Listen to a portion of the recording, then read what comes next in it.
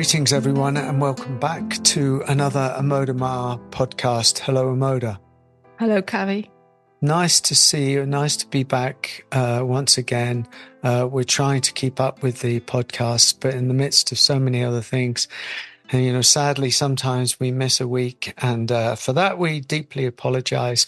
If you like these videos and this podcast, please like, subscribe, share it. And, that way it kind of challenges us in some sort of way and encourages us to keep on doing them and, improve the amount and the quality of the content. So having said that, let's dive into today's subject matter, which is called Spirituality in the Marketplace. So in this episode, we're going to explore the contemporary culture of spirituality within the marketplace of life. Unlike in previous ages, when immersion into the spiritual life was a total devotion by becoming a monk or living on the metaphorical mountaintop, or else took place in the latter years of one's life when householder duties were over. Today, spirituality has filtered into the mainstream culture. I'm going to talk with Amoda Maa about whether this spiritual filtering into the everyday life has changed the nature of the spiritual path, and if there are any obstacles and or benefits to the marriage of the spiritual and the mundane. A very juicy, a very topical kind of subject matter and very relevant, I think, because this comes up very much in the live events and the online events that we do, this meeting place of, let's give, for want of better terms, absolute and the secular and the relative, and the sort of meeting place of these two, which gives rise to very, very many questions, very, very many dilemmas, et cetera, et cetera. So we're going to try and unpack that with Amoda Maa. And if you don't mind, Amoda, the first thing, as well as whatever it is that you want to say at the very front, at the very beginning of this, I actually want to, as you said earlier, I want to point out or explore and try and define what we mean by the marketplace, because I know that this is a term that we use a lot as if it's normal, but it's not necessarily, a regular phrase that people know. So I'm going to hand over to you and ask you to say what the marketplace is, and then to keep going from there to open up the conversation. Okay, sounds good. Yes. It may be obvious what the marketplace is, but on second thoughts, perhaps not so obvious. What we are not referring to is marketing, business, and those kind of interactions or that arena of life. We're not talking about the digital world or the marketing world or the entrepreneurial world. It's really the basic definition of marketplace in the everyday. If we look at a town, a village, it would have a market, a marketplace. That's not just for trading. It's a symbol or reflective of the ordinary human life. The marketplace can be the washing up, the kitchen, the place where we do the cooking, or just the ordinary human life that needs to be taken care of.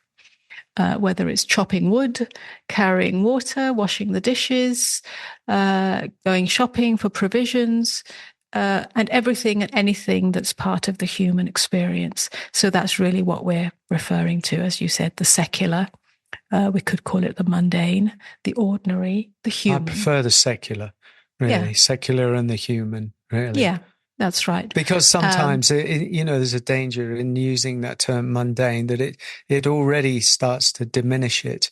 And with, one thing that I'm going to be, saying is that it can't be diminished on the spiritual path as part of the contemporization of the spirituality that we're experiencing now. So yes, so that's what we mean by the marketplace.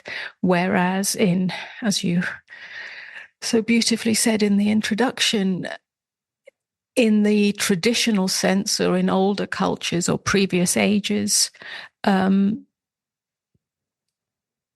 spirituality or the spiritual path, the inner journey, the spiritual exploration, and so on, would be separate from the marketplace of life. That's why there are monasteries and ashrams and communities dedicated to that inner exploration or that inner journey.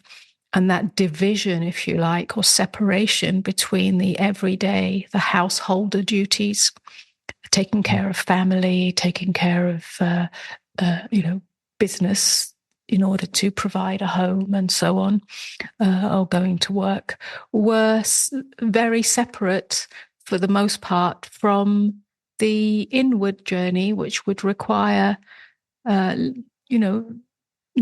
being distracted, if you like, by those concerns and really going within. And so now we're talking about the marriage of the two, because that's a very contemporary experience and brings up many questions. it really does bring up many questions when you highlight it. In what you just said, it does bring up many, many questions. Is it possible? Is one of them. What's the impact? What's the impact on both the lived life, the human life, and also on one's deepest longing for spiritual awakening? Can these two, live not side by side as separate things, but actually within and around and informing each other? Is it possible to take it into the market? I think we're going to cut to the chase and say, yes, it is. You and I live in the marketplace. All the things that you just mentioned about the washing up, maybe not the carrying water, but we do. I go to the store and carry the water because I get that filtered water. We're always going, so it is, but it's worthy of exploring, of opening it up. So, yeah. Well, let's just start perhaps with, again, perhaps stating the obvious, but perhaps it needs to be stated, which is the reality that in our contemporary culture, the era that we are alive in, increasingly so, I would say, the spiritual dimension, the spiritual longing, the spiritual inquiry has filtered in to a much wider stream of people from all backgrounds, of all ages, and of all cultures, of all perhaps lineages and traditions. And that is in some ways quite new, I should say, a new development, although it's not so new, but in the bigger scheme of things. You have 20-year-olds, people in their 20s, asking the same kind of questions, coming to the retreats. I'm talking about generally all kind of spiritual retreats, whether it's non-duality or different kind of spiritual explorations. As far as I know, I don't think that used to be the case. It really was much more the case. Either it was a sort of a soul's longing that emerged quite early on, and then what the young man or the young woman would dedicate themselves to that life where they sort of give up the worldly concerns and go and live in an ashram, go and live in a monastery and dedicate themselves to that. Or it would be something that emerged and developed and was much more possible at a later stage in life, which is a natural turning within anyway, but also the worldly concerns were not tugging on one. That's not the case anymore. So that is very different. And well, that's what we're exploring. Is that an evolution, if you like, or something that bears greater fruit? Or is it an impediment? Is it a confusion? Is it a mixing up? Yeah. So I guess that's what we're going to untangle to some degree. Yeah. So one of the things that when you're speaking, it struck me was actually, to a certain extent, let's talk about Western culture. To a certain extent, for the last 50 or 60 years, it has been happening more and more. America has led the way to a certain extent, the West Coast spirituality that emerged in the 50s, particularly. And I'm thinking of people really like Alan Watts, and then Ram Dass, who actually did bring it back, his experiences and to a certain extent, they were not directly addressing this issue, but they were still immersed in Western culture. The significant thing that has changed is there is an acceleration generally of life anyway, and that's compounded and expanded by the internet. And the internet has brought spirituality out of the books into the homes, not necessarily having to go to see Alan Watts or Ram Dass or Amoda Maa or Rupert Spira or anybody, because you can get it all from YouTube and all of this kind of stuff. And this is where the razor's edge is, in a way, is both a beautiful thing because the internet is expanding everything. If you search non-duality on AI, you're going to get a lot of relevant and useful, actually, information. So that's, part of the conversation. So it is part of the zeitgeist of growth of the human experience anyway. Yes, indeed. And I just, on that point, perhaps like to address the zeitgeist. I don't know for how many years, past 100 or 200 years, but certainly since the 60s, as the world has accelerated and escalated in its, not only its communications network, but its collective of awareness, well, through the information network, but its collective awareness of what's going on in other parts of the world in terms of conflict, war, suffering, poverty. And as these issues, social issues, political issues, economic issues, have come more and more to the collective awareness, as well as having escalated in intensity, people of all ages and cultures, whether they're spiritual or not spiritual, in a conventional sense, are looking for answers, are looking for the meaning. Now, for some, that's going to be on the level of politics, on the level of economics, and on that level, which is fine, that everything is valuable. And then for some people, they're looking for a deeper, perhaps meaning as to why there's conflict in the world that seems to perpetuate itself, why there's division, and so on and so on, and actually looking for answers that are much deeper. So spirituality is not so much a self-serving concern, although that's part of it, or a transcendent concern, but actually how can it inform our lives? How can a deeper understanding of that which is invisible, not just visible on the surface of the relative, understanding that there's a whole dimension of beingness within ourselves and within life itself, and how can that inform our lives Does it inform our lives? Can it inform our lives? And can it make any difference to the world? So that's where it's filtered in a way that is actually part of our evolutionary growth as individuals and as a collective. So on that level, I would say it's absolutely perfect in that way. So then you have, of course, we have all the books and, all these teachers emerging right from Ram Dass and, of course, Alan Watts and all of that happened then.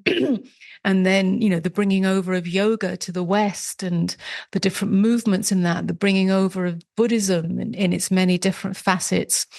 And we see that obviously in America so strongly. It's deeply embedded in the culture.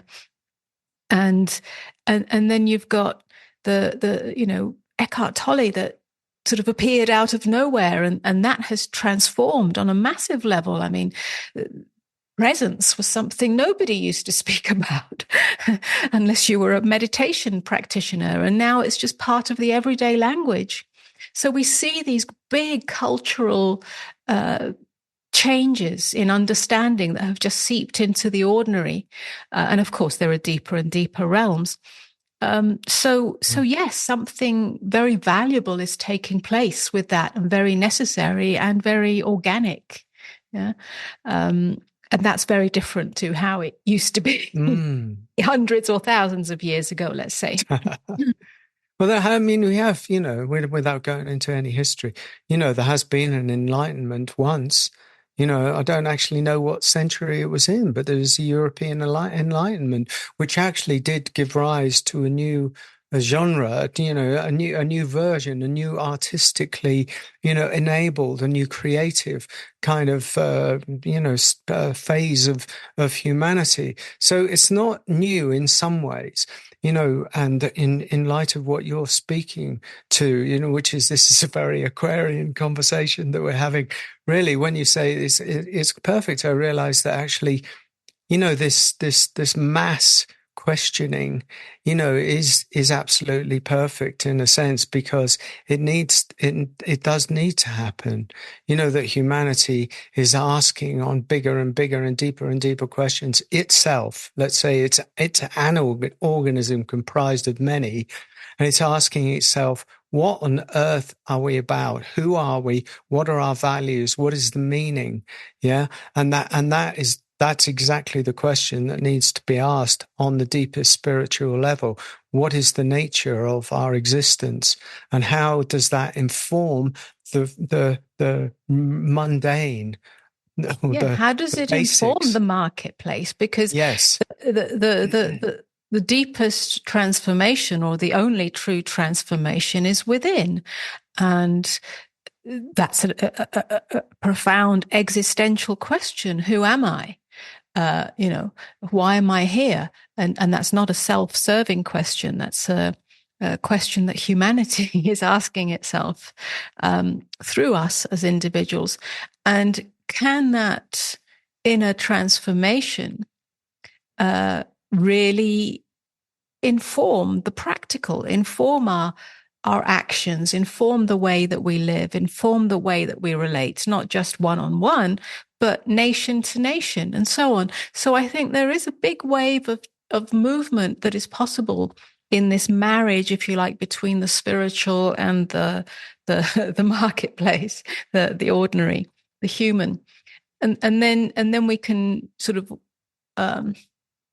distill that into, well, what does that mean for the individual seeker? Yes, that's right. And are there any, if you like, stumbling blocks or obstacles or hindrances on that path, or challenges that perhaps weren't there before?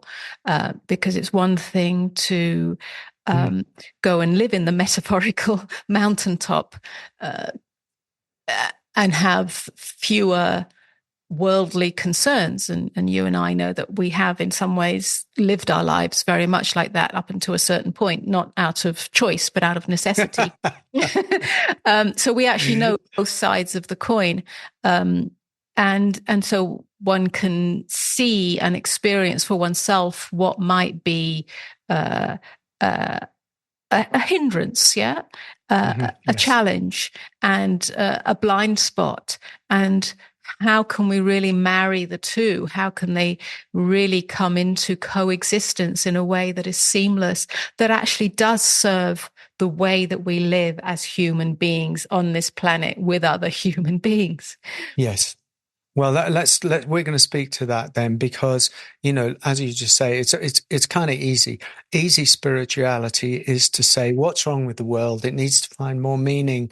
Oh God, you know, we solve this. But when it comes to the very intimate, to the very intimacy of one's own personal experience, it has a very different energetic effect, because it stops being philosophy, spiritual philosophy, or an idea or a theory, and it starts to get very intimate and very personal.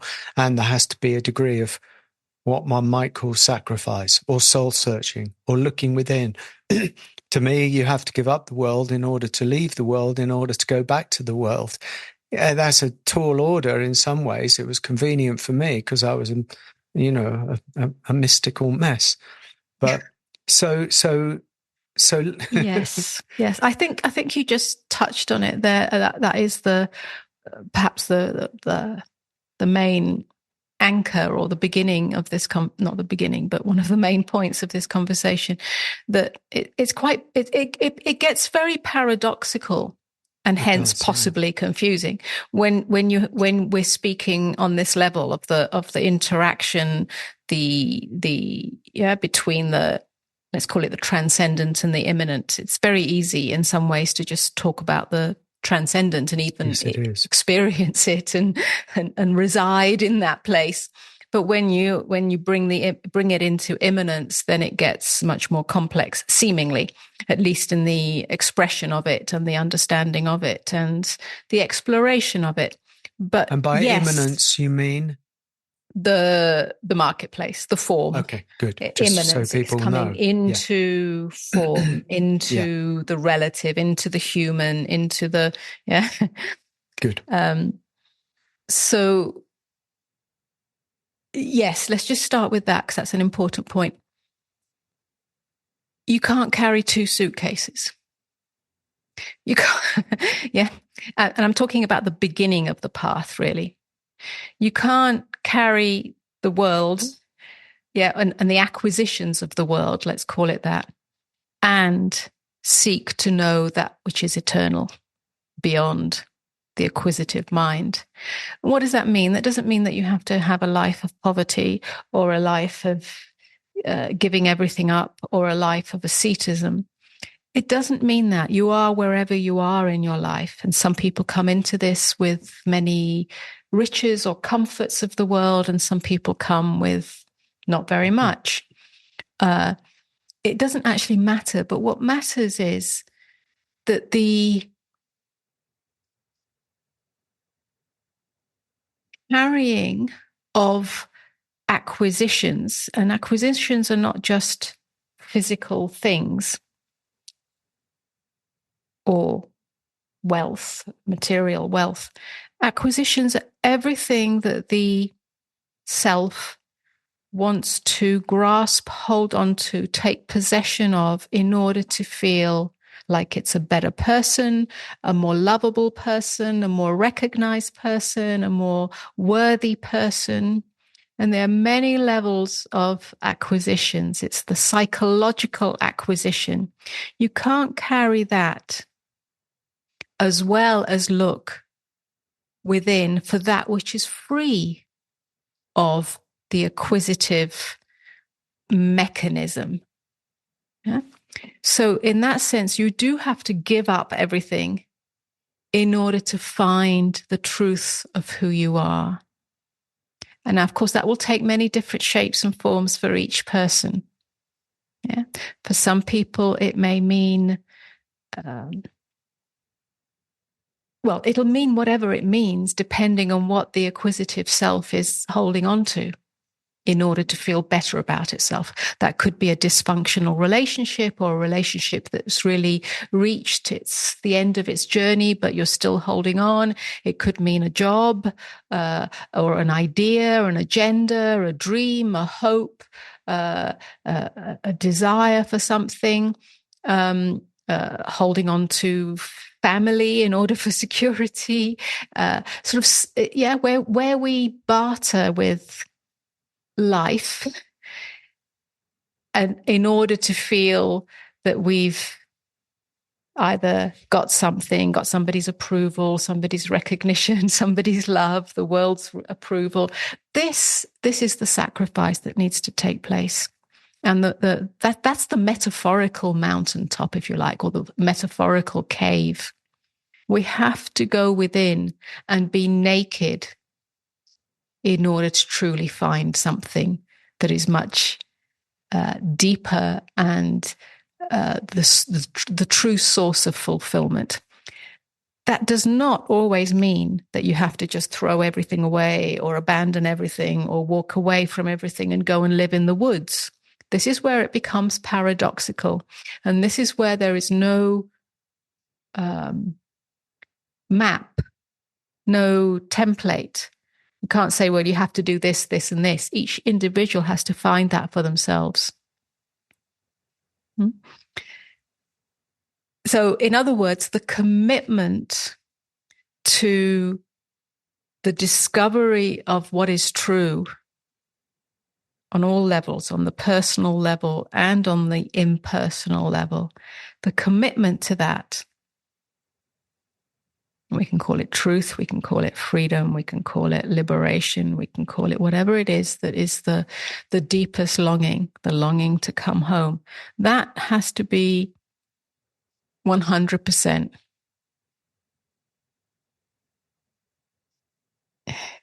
If that 100% can filter into the lived ordinary experience, then there's really nothing you have to give up or turn away from. It will naturally fall away because it no longer serves the upholding of the acquisitive self. And that's a beautiful thing.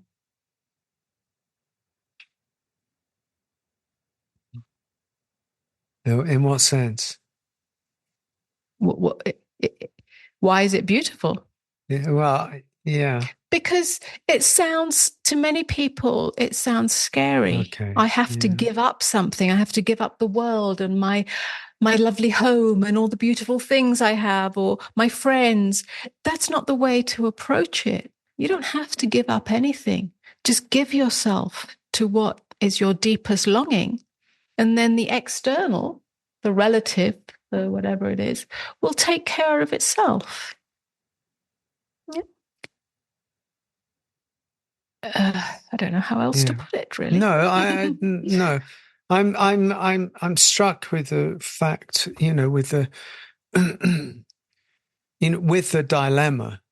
I am struck here in this moment with the dilemma, the contemporary human faces. I am, and that dilemma is that we, they, everyone is shaped by the marketplace, shaped, formed, told who we are, given the identity. We believed it hook, line, and sinker, even though it might be terrible and I might have a terrible view of myself and I'm all a failure and it hasn't really worked on a certain level because look at me, I'm a mess. But still, the world itself, writ large, has shaped the self. It's defined the self. And that's the great thing about the turning away, a la Buddha, who turned away from the city, from his magnificent life, which was still full of suffering. And he, something else happened to him. So you can see the attraction, because the self itself, with all of its investments that you talked of, the desires, the attachments, the yada yadas, the story, the definitions, all of those do have to be surrendered for, so-called awakening to kind of complete itself. And the trouble is that we work with a lot of people, and there are a lot of almost incompletions going on, and I wonder whether that incompletion of awakening, to put it mechanically, is partly because of this very dilemma. I'm not saying it's a good dilemma or a bad dilemma. I'm just trying to get even deeper into the nuts and bolts of this kind of limbo that people can get stuck in. Yes, I think you're absolutely right. I think on this level that we're actually speaking to the more seasoned spiritual seeker, somebody who's been on the path for a long time. There does come a point where it has to be 100%. Yeah. So if we're talking about the less seasoned seeker, then this may not be as relevant, because there is much to be gained. Yes. From an exploration, whether it's the exploration of presence or opening the heart or whatever, or even non-duality that can feed into the life. But at some point, there's a tipping point. Yeah. And this deeper sacrifice needs to happen. We just have to be clear that the sacrifice is not necessarily on the material level. Yeah, sure, yeah. It's on the psychological level. Yeah. It may have ramifications on the material level, the physical level, but not necessarily, and that we cannot possibly know. I mean, let's just give an example, because we're always giving personal examples on these podcasts.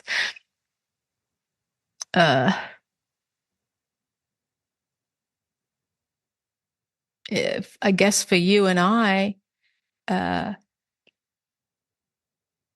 the sacrifice or the I don't like that word sacrifice. It sounds too punitive. It was more that everything was given to this.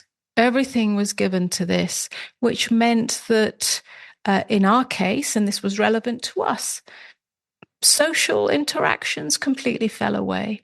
They just didn't have any, they weren't high up on our value list. They didn't serve anything, You were a wild party person. I was a wild party person for a while, a long, long time ago.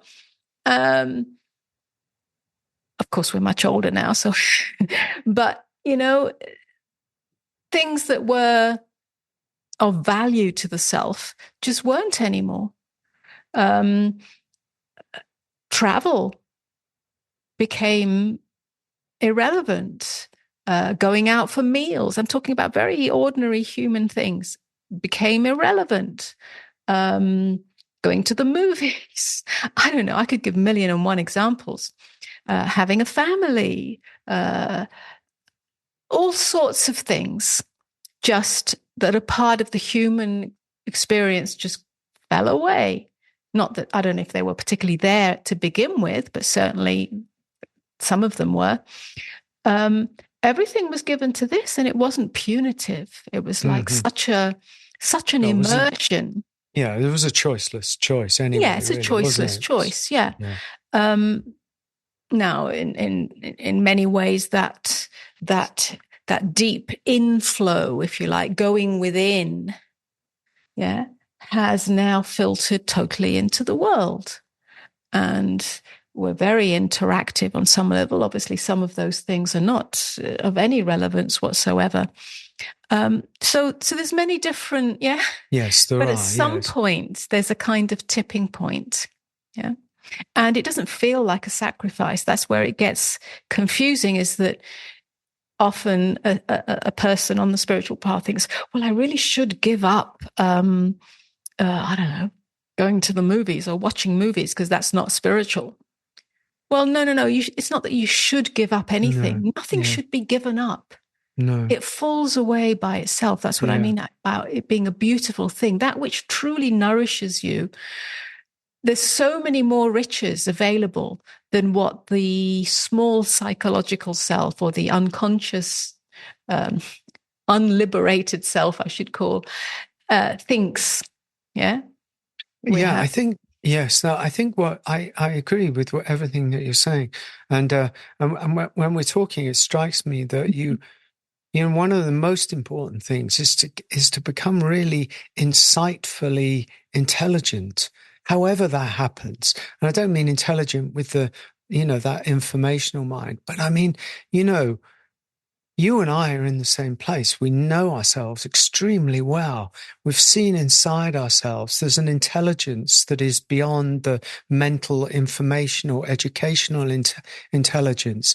And that's available whether you're in the marketplace, you're on the mountaintop. It doesn't really matter where you are. And that's what you're pointed to. And I think the exciting thing is about the memes that go around, the spiritual wisdom that goes around everywhere now. You see it writ large, and sometimes you think, well, that's insipid and that's diluting the whole of the depth and wisdom of the truth of life. But actually, on a certain level, it means that there's much more opportunity for people to, if they want to be 100%, and that's the thing, it's not going to work with 75%, to be 100%, then by and by you actually start to see yourself.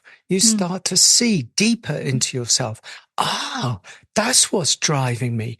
Oh, it's fear that's driving me. Oh, it's desire for control that's driving me. Oh, my parents influenced me in such a way because of their screwed upness that's what's driving me. And the simple act, and you've talked about this in many meetings, the simple act of awareness, of a deeper and deeper awareness, actually that's the flame, that's the fire. And that can come in many, many different ways.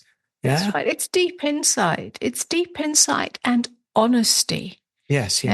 One of the things of let's call unawakened or unenlightened or unliberated self is that it has layers and layers of what we could call dishonesty. Falsehood. We probably don't want to hear that, but I'm using that word in its most pure form.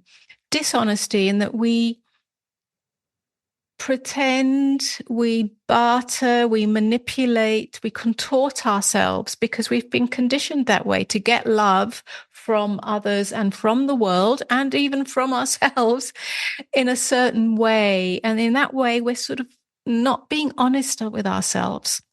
What is my deepest longing? Is my longing for the truth. The truth, not a philosophical truth, but the truth of what I feel, not emotional, because emotional is couched in story and narrative and conditioning, but my direct felt sense. And in this way, can I truly know myself, or am I just sort of living in this bubble of conditioned self, which is the prison? So it is deep insight, deep intelligence, deep questioning, deep inner inquiry, and deep honesty, the honesty to expose to oneself. Wow. Yeah. When I exposed to myself finally that I was in relationship, not yes, with I was thinking of my relationship as well. previously, in order to be loved and know myself as lovable, because actually inside at some level, I felt myself to be totally unlovable, to be an ugly duckling, unworthy, and kicked out of the nest. Like the cuckoo comes into the nest of the little birds and kicks them all out in order to get the love and security it needs. And I felt like that, the little bird that had been kicked out. So, oh man. yeah. So I finally exposed that to myself, and it was such a raw, devastating feeling. It was such an abandonment, not just from anybody, but true. From God, from existence. And that's the kind of honesty we're talking about. Once we can unveil that and give ourselves 100% to that unfoldment, that discovery, then everything else takes care of itself. That's really what it means to go into the metaphorical cave, or to sit under the Bodhi tree, or to go onto the mountaintop. We don't have to physically, literally do that. This took place in my living room in the city of London. Yeah, it's within, and then everything else takes care of itself. Yeah, we can't carry both those things. We can't carry on to our safety and security on a psychological level, pretending and covering things up so that we don't feel that core wound, if you like, and expect to really know ourselves on a spiritual level. This is so true. Yeah. I mean, the same thing in a different way happened for me. That I realized at a certain point in the relationship that I was having in the 90s, because things had started to fundamentally change for me on so many different levels, that actually I realized I was living a lie, and I just couldn't anymore. Usually I could, and I didn't realize I was. I didn't realize I was pushing it away until I really listened to the truth of the matter, and the environment that I was in was allowing me to actually acknowledge the truth of the matter. And that even though it felt like the worst thing that I could possibly do ever in my life, I had to own it. And I had to bring it forward into the world, and it completely destroyed the relationship that I was having because it couldn't sustain that. And God bless her, it was difficult, and it happened. And since then, I have honored the truth within myself without compromise. Not so it's cruel, but just so it's true, because I couldn't live with that. And it's actually very difficult. It can be very difficult to get to the truth within one, because we're trained to lie to ourselves. We're trained to cover up to ourselves. And if there is any sort of journey in the secular world, that's exactly what you're talking about. Mm-hmm. And it's very beautiful, and it can be painful, because you get to one level and then you get to another level and you get to another level. But that is it, because we live by compromise, and that compromise works to a certain extent, and then it stops working, and then we live in some other world of ghost world. And you can't be a ghost and wake up to the spiritual nature of yourself. You can't. It's at the end of that ghosting. Yeah, for sure. So with that,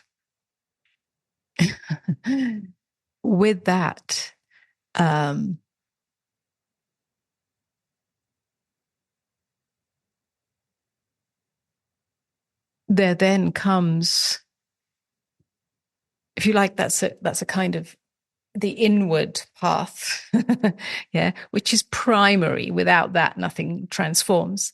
And then there's the, if you like, a outward path in which, again, here is a stumbling block that we're well aware of, which many call spiritual bypassing, which is the avoidance of the ordinary human experience, or the belief that now that I've discovered this, that now that there's a liberation from that prison of self-identity, I don't have to get my hands dirty in the world. Yeah. So one is if you like, the stumbling block is the one of not giving 100% to this inner inquiry, this inner honesty, this inner self-exposure, if you like, which is the beginning of the journey or the end of the journey.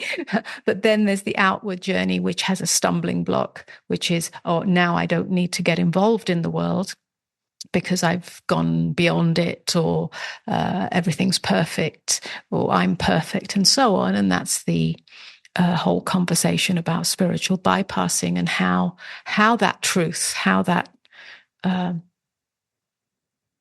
truth of the realization of one's true nature beyond self-identity filters into the human experience, which is both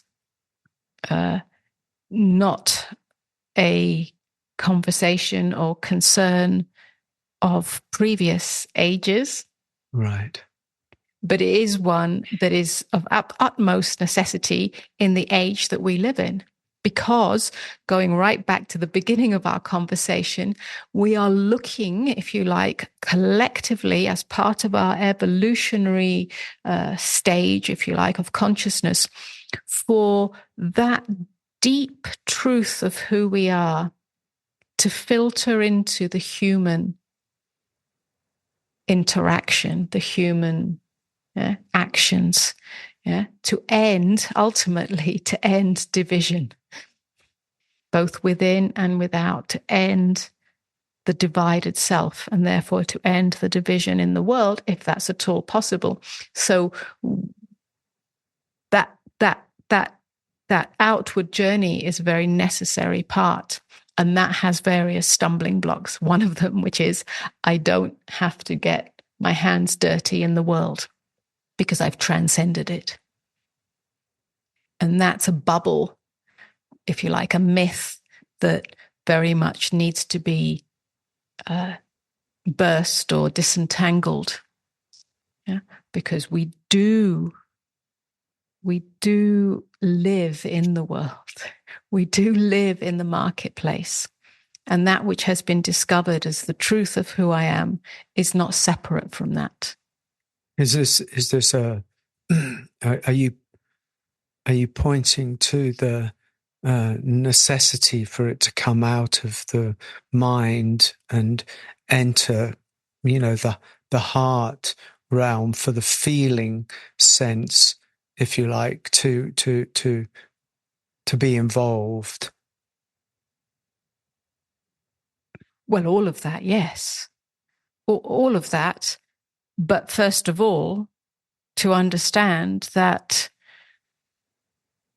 if we want to call it awakening out of the limited self, the self-identity, the ego identity, and the liberation of that awakening out of that, the realization of the truth of who I am, is not a static, transcendent state. Ah, right. Yes. Yes. First of all, to really accept that, and to, at least on the level of acceptance, there's a kind of door that opens, which allows it to then filter into every aspect of the human experience, because that is one of the major stumbling blocks. Yes, it is. Yeah. I know the truth. I've experienced the truth. I've experienced an awakening, and so on and so on.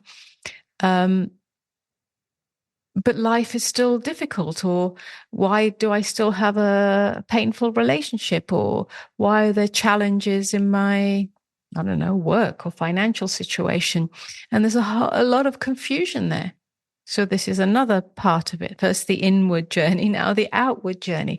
And again, this is something that perhaps in, somebody who's devoted themselves to being in a spiritual community or ashram of some kind or monastery of some kind doesn't have to deal with that question. Yeah. But we do have to deal with that question. Well, yes, because these things, some of this is circular conversation, isn't it? Because the world itself is a trigger, is the trigger, and that that trigger is either going to keep us stuck in our reactiveness, or else it's going to open the door of us up to a deeper intimacy with our life and with the world itself, which, if I hear you right, is what you're talking about, is a necessary part of the evolution of awakening. Yes. Let's put it in somewhat perhaps graphic terms. How can I live in the matrix without being identified by the matrix? Which is not a question, if you imagine yourself as a yogi or whatever it is in a cave, that you have to ask yourself, because you've totally turned away from the matrix. The only matrix that remains is the one in your mind. But if there's awakening out of that matrix and there's no external matrix, then there's nothing to tug on it, nothing to challenge it, nothing to. So, but that's not relevant anymore. The relevance now is, how can I be in the matrix without being identified by the matrix? And for sure, if you have pierced through the matrix within, in other words, all the false identities that we have, identifying with our thoughts, identifying with our emotions, identifying with our perceptions, identifying with our beliefs, identifying with myself as a separate self. Yeah. When the arrow or the of truth has penetrated all those veils, and you discover the truth of what you are, and that's awakening. And you're living as an ordinary human being in the world, in the matrix. You're not turning away from it to go and live in a monastery. Then there is the possibility of that matrix sticking to you or not. But it's a journey.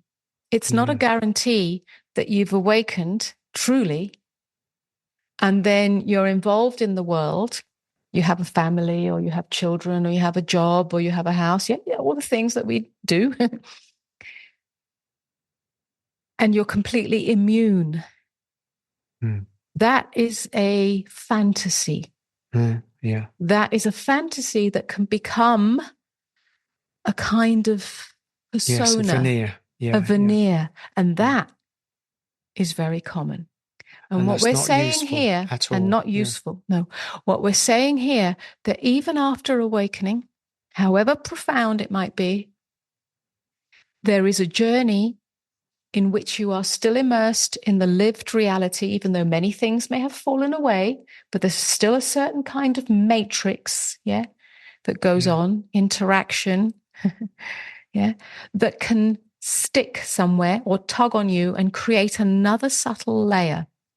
And the journey is the continuing self-honesty, clarity of seeing, looking within, and ongoing willingness to give yourself to that which is true, even though it may hurt, even though you may have ideas that the journey isn't complete, even though whatever the reasons are. And that's called the embodiment of awakening. And that, at least as far as I can see, is a new possibility that perhaps wasn't so available or relevant in the old days of the spiritual path, because the world would be given up to some degree, or to all degree, as much as possible. Wow. But now it's a very important part. And that is the true, let's say, there's something evolutionary about that. There's something, if I can say, even exciting about that. I think so. Yeah, I'm excited. It really is the marriage of the human and the divine. Beautiful. It really is. Yeah. I absolutely, listening to that is so beautiful, really, because it sort of says the world is your teacher. The world is your teacher. What's coming into your orbit, you're going to have to be mental about this. What's coming into your orbit is your teacher. You might not like it. It might really hit the self, the self-possessed self, self-cherishing self so much, and it hurts because you've got so much to let go of, or so much to open up to. But it doesn't stop the basic sort of, somehow core truth on the deep, deep level of natural intelligence that the world is the teacher, the world is the master. And when one can realize that and open to it without saying, I've lost it, I've lost it, I've lost it. And actually the merging of self with that world, that's it. That's what you're talking about. And that is a beautiful new way of seeing the world itself, I believe. And with that also, there are many, let's call it, aspects of the world that will no longer have any that way. Yes. Pull. Yeah, it's not like we have to be just totally in the world all the time and deal with everything. Not at all. It'll just sort of fall away, but there'll still be some world going on. You've still got to live. Well, that's what I mean. Yeah. Yes. So, and there's a great beauty in that, and also within that there are cycles and waves. There are times where there's just this great enjoyment of solitude and simplicity. And then there's times where, if you like, the river is running, bubbling along, and it's quite active. Yeah. And yet none of it is feeding the self on that surface level. No, that's right. Yeah. It's the nourishment, the fulfillment is beyond all that. I think there was an expectation that, or an imagination, or a hope, that the movement of phenomena, the movement of the phenomenal world is somehow going to cease.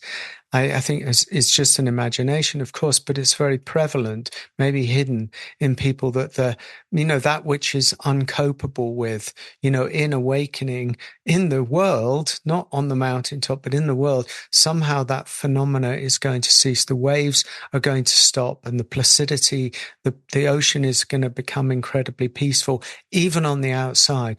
And I think that's part of the illusion that you were talking of. And one of the things that I really have always gained from you is to recognize that the phenomenal world, the movement of phenomena, never stops. You might stop, but it never stops. And that's a different thing, because that means you don't have to, when the wave goes high, and even in our lives, we get trouble coming in, we get intense periods, of the phenomenal world throws itself at you, but not to start dividing it up again. Oh, well, that's wrong.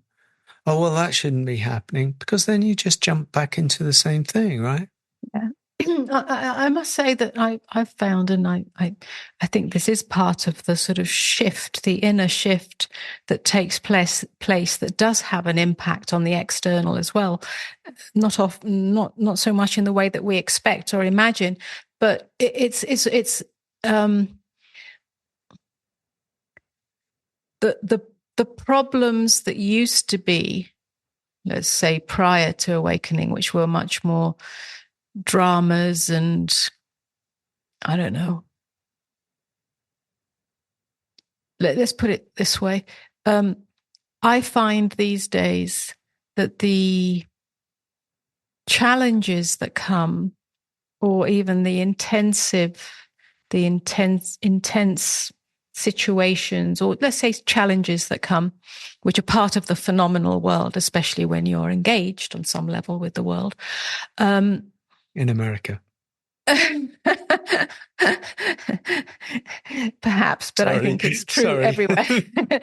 I know, but especially in America. But when they land on your doorstep, I'm not talking about just the collective. I'm talking now when they're very personal. Yeah, they touch you personally. And obviously the collective also touches us.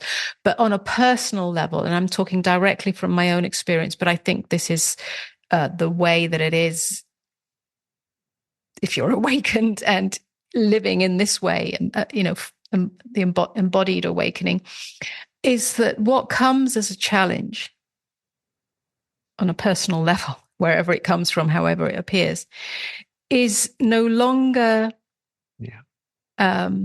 perhaps related to or seen or experienced even as some drama or terrible thing or punishment or something or accident that's happened and what's wrong with my life.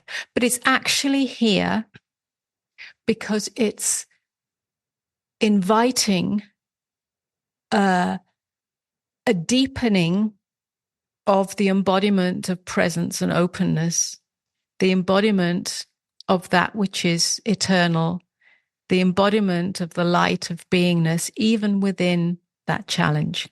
It's here for our personal growth, if you like, not as something terrible has happened.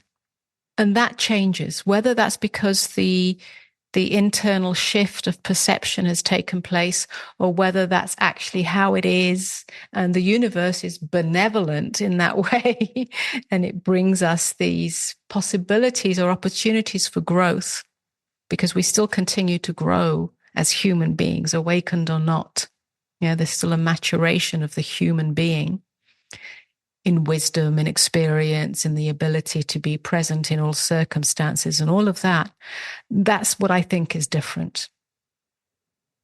Now, of course, something collective may take place, like a war. Is that an opportunity for growth? Is that an opportunity for personal maturation? Or is that simply a random, or not so random, but an event that's taking place that I don't know. I mean, there could be a plane crash. Anything could happen. Yeah. So there obviously is part of the phenomenal world that may not be for our growth, but maybe it is on a different level. Maybe it's growth on a soul level and on an invisible level. But anyway, that's how I'm experiencing it right now at this stage of my life. That's all I can say. I recognize that, because I think that, I'd describe it slightly different and say that the self has fallen away. And so no longer in the phenomenal world, really, it finds itself. There's no self to be found in it. So, which means that it's much, for me, the phenomena, I've had a problem with the phenomena of my mind, the phenomena of my emotion, the phenomena of displaying in the neighborhoods, has irritated me and haunted me for really quite a long time. And now things have changed. So I see that the phenomenal world is an invitation for me to be right where I am, just exactly right here, and to not move from that place, but not in a tight way, but just in a loose way, so that I can stay in this place of self-mastery. And that reminds me of the Zen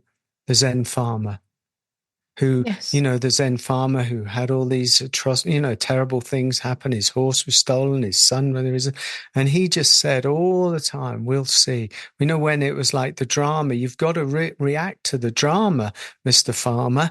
And he's like, we'll see. We'll see. And the phenomena came and the phenomena went. And still he was just staying there as the infinite presence of who he really is. And that was a blessed relief for him. And I think a boon on the world, because that's kind of key. Really, that's contagious. That's being in the matrix without identifying the matrix. Well, here you are, something fabulous is happening, yes? And then you go, yay, great. Well, let's talk about terrible's happening. So the film The Matrix, it was exactly that, because, when he was taken into the Matrix by Morpheus, into the simulation of the Matrix, walking along in a New York street, the first thing he did was throw the woman in the red dress at him. The woman in the red dress walked by and he was like, oh my God, there's a woman in the red dress, which is just the natural, reaction of a man. And it was like, they got you. You're back. That's right.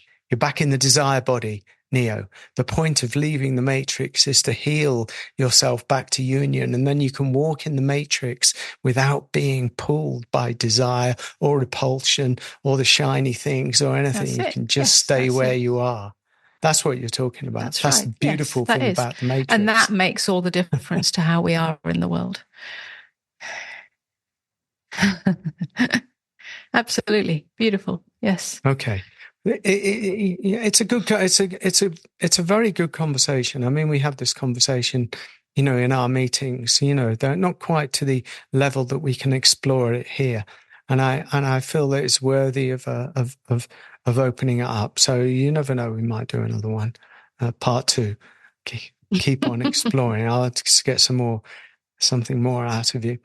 Otherwise, I think have we concluded the inconclusive? Yes, I think that's enough for now. Okay. That was a very beautiful conversation. You do not know how much I like talking to you in these podcasts.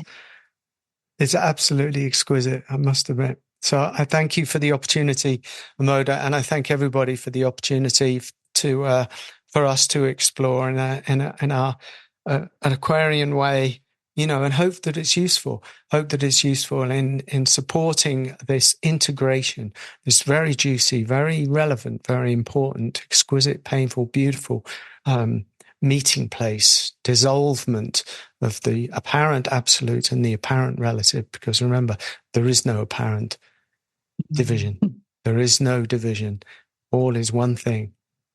And that's the end of the podcast. Thank you very much for listening and watching. And we'll see you again soon. Namaste, Amoda. Namaste, everybody.